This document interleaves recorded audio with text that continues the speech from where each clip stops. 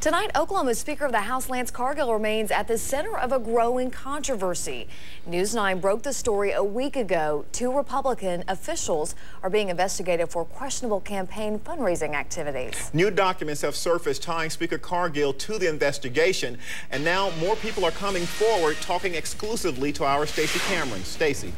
Charles, in 2004, Representative Lance Cargill was working to help Republicans win the state House of Representatives. But instead of working with the GOP, sources tell me Cargill decided to take matters into his own hands. Victory, by definition, means overcoming an adversary. For the Oklahoma Republican Party, victory is also the name of a statewide campaign fund. Every election year, Republicans work as a team raising money for the so-called Victory Fund.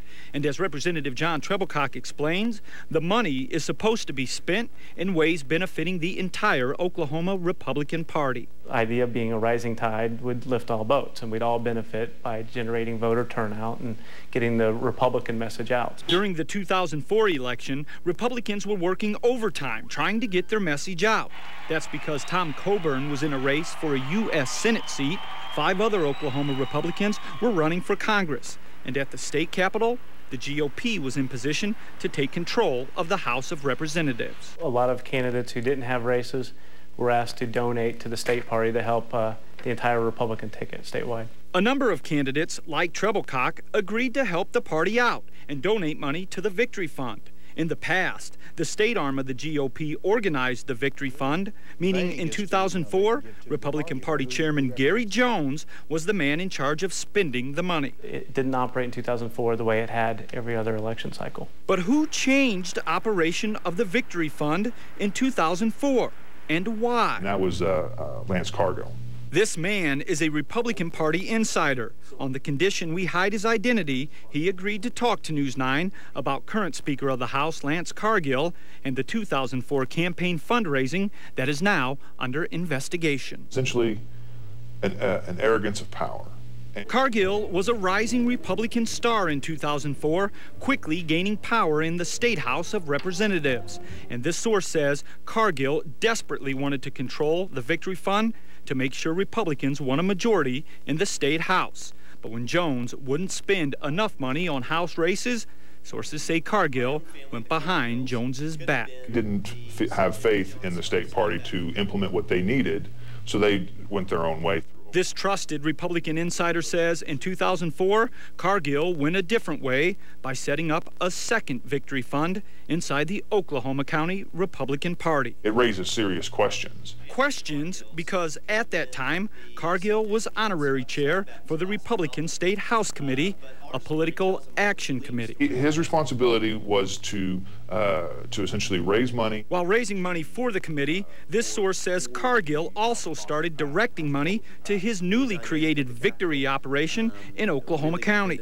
And he had an executive director and he had staff, and they raised a lot of money to help take over the House. But as the November election got closer, Cargill's Oklahoma County operation started running out of money, and several House races were in jeopardy of being lost to the Democrats. So they had to come up with a vehicle to get them more money and more services. To get more money, Cargill and the executive director of the Republican State House Committee, Aaron Currey, began asking several Republican lawmakers to donate to the Republican Party.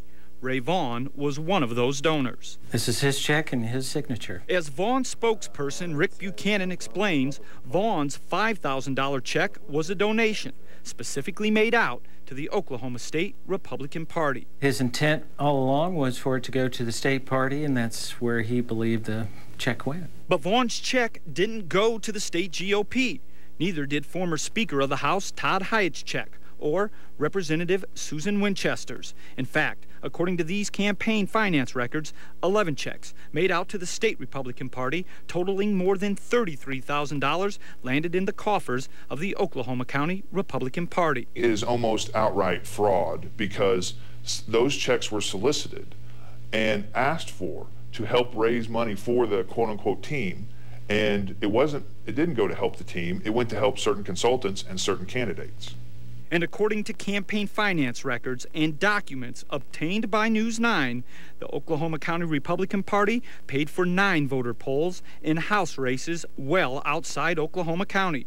And while Cargill denies involvement, my sources say Cargill was a key player in diverting the $33,000 now in question. Down to Lance Cargill determining where that money was spent.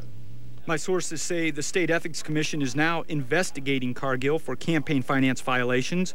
After News 9 broke the story last week, Cargill released this statement, which reads, in part, "We are not aware of any ethics violations that have occurred, but to be absolutely clear, I did not solicit, receive, deposit, or expend any Victory Fund checks." He is accurate in that he didn't solicit money for Victory because he was raising it for Oklahoma County.